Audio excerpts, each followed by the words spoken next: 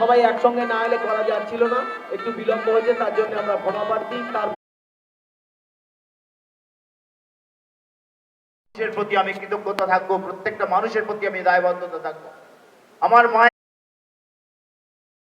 আপনারা বসে পড়ুন, আর কিছুক্ষণের মধ্যে সভা শুরু হবে। বিশেষ করে বাইক যারা রেখেছে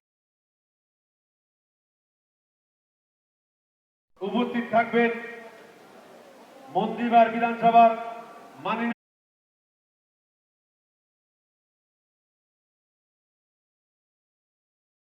সমস্ত প্রতিনিধি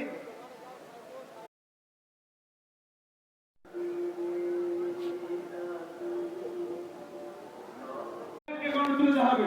তাই সেই মমতা বন্দ্যোপাধ্যায় এবং যারা